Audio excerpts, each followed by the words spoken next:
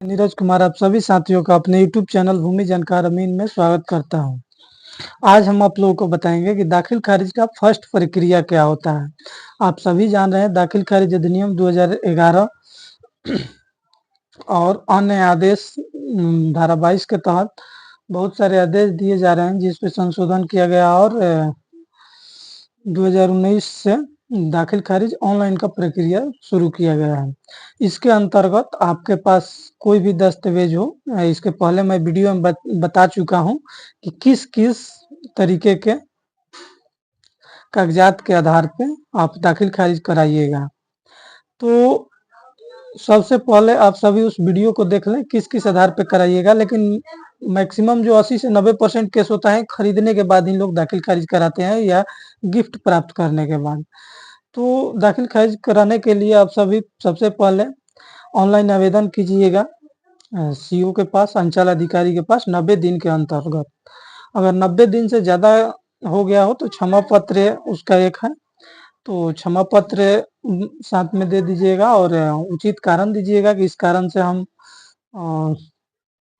आवेदन नहीं कर पाए। उसके बाद वो फिर से ये कर देंगे, उसको माफ़ कर देंगे और कार्रवाई करेंगे। उसके बाद वो ऑनलाइन प्राप्त होने के बाद कर्मचारी को देंगे कि उसके जो भी खाता बही वगैरह है, खतियान हो गया, जमाबंदी पंजी हो गया कि विक्रेता के नाम पे जमाबंदी है कि नहीं है। तो सबसे बड़ा पॉइंट होता है कि जो बिक्री किया है या आप जिससे दान प्राप्त किए हैं उसका आधार देखना पड़ता है कि उसका नाम जमाबंदी में है कि नहीं है। और अगर उसका नाम नहीं है, बहुत सारे लोग ऐसा करते हैं कि 1950 के 1940 के डीड रखे हुए हैं, दाखिल खारिज नहीं करवाए हैं, वो भी आवेदन कर रहे हैं। तो वैसा केस में आप वैसे नहीं करा सकते। आप पहले समाहर्ता का अधिकार है रेंट फिक्सेशन का, यानी उसका लगान फिक्स करने का, तो उसका लगान पहले निर्धारण करवाइए।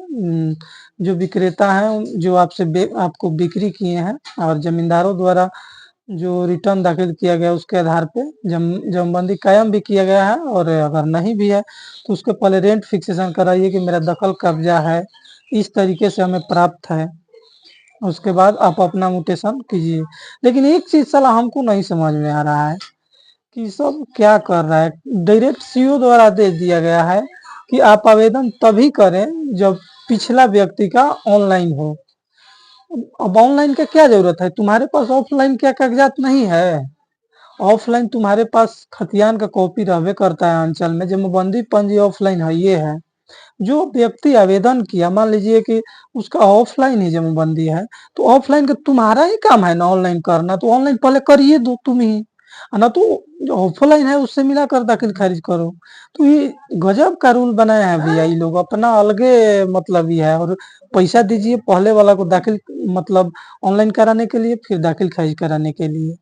एक गजब का सिस्टम है। जब आपके पास ऑफलाइन है, आपका काम है ऑनलाइन करना, तो पहले आप उसी को ऑनलाइन कर दीजिए, परिमार्जन कर दीजिए। ऑफलाइन जो आपके पास डेटा है उसको नेट पे चढ़ा दीजिए। उसके बाद दाखिल खारिज जो अगला व्यक्ति कर रहा है उसका कर दीजिए। तो नहीं, रैयत खाली तबाह होके। खैर, हम लोग को आगे प्रोसेस जो है उसके बारे में हम लोग बात करेंगे। उसके बाद कर्मचारी रिपोर्ट करेंगे कि किस प्रकार का जमीन है। 10 पॉइंटों पर उसको उनको ध्यान देना है कि बिहार सरकार खास महाल तो नहीं है, गरमजरुआ आम, गरमजरुआ खास, जिसे आज अनवाद बिहार सरकार अनवाद सर्वसाधारण कहा जाता है, तो वो जमीन तो नहीं है। खास महाल का जमीन तो नहीं है, यानी सरकारी जमीन तो नहीं है। आम मंदिर वगैरह का, मस्जिद का, इस सब चीज का तो जमीन नहीं है। उपयुक्त व्यक्ति के दखल में है कि नहीं है, इस सब चीजों पे पॉइंट उनको नोट करके लिखित रूप में देना होता है। तो ऑनलाइन लिखित रिपोर्ट करेंगे। उसके बाद आरओ भी उस चीज को जांच करेंगे, जिसे रेवेन्यू अफसर कहा जाता है, और सीआई भी जिन्हें अब कहा जा रहा है, सर्किल इंस्पेक्टर, तो वो भी जांच करके देते हैं उसी रिपोर्ट को। उसके बाद फिर अंचल अधिकारी के पास जाता है। अंचल अधिकारी आम सूचना, खास सूचना जारी करते हैं।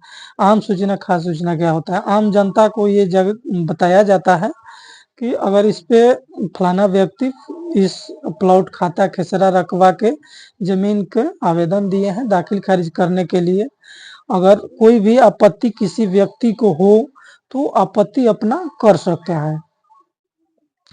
और आपत्ति अगर कोई नहीं करता है तो उसका 60 दिनों के अंदर उनको दाखिल खारिज कर देना है। अब वो अलग बात है कि 2-2 साल तक पेंडिंग रखते थे, हालांकि अब बहुत सारा सुधार आया है। माननीय मंत्री जी जो हैं काफी रेवेन्यू विभाग में अच्छा काम कर रहे हैं, उसके लिए हम उन्हें धन्यवाद हम सभी जनता का फर्ज है कि दें।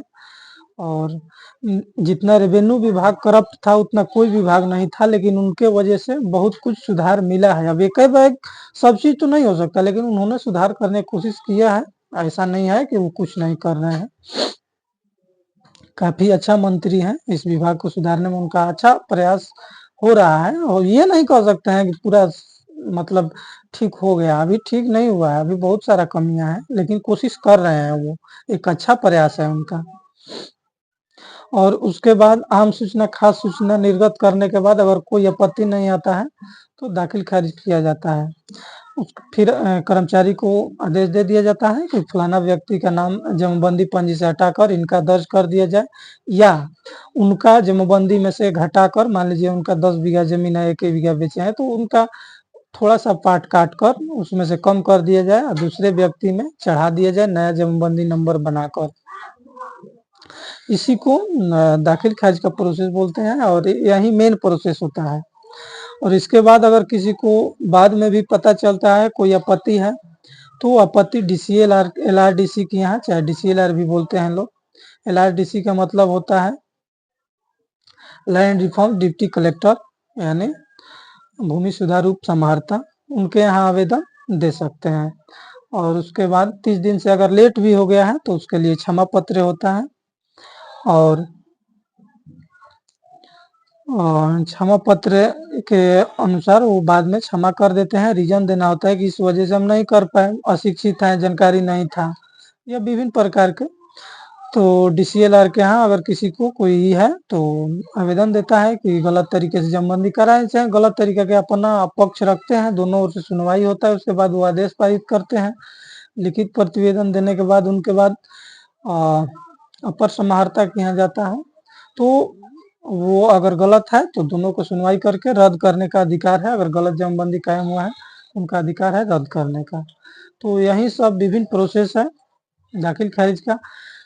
देखते रहिए भूमि जानकार अमीन, चैनल को सब्सक्राइब करें, वीडियो को लाइक करें, शेयर करें। आप सभी हमारे पास जो भी सवाल हो दाखिल खारिज संबंधित व्हाट्सएप पे भेज सकते हैं। मेरा मोबाइल नंबर है 8873461436। हर संडे के दिन केवल प्रश्न उत्तरी पे सवाल आपका रहेगा, मेरा जवाब रहेगा, उस पर एक वीडियो रहेगा। बाकी दिन तो मैं बिजी रहता हूँ, हमेशा फ्री हूँ नहीं कि आप सभी के लिए समय दे पाऊंगा। और भूमि से जो भी दाखिल खारिज संबंधित है इसी टॉपिक पे हम अभी वीडियो लगातार बनाएंगे। और चैनल को सब्सक्राइब करें, वीडियो को लाइक करें, शेयर करें। देखते रहिए भूमि जानकार में। जय हिंद, जय भारत।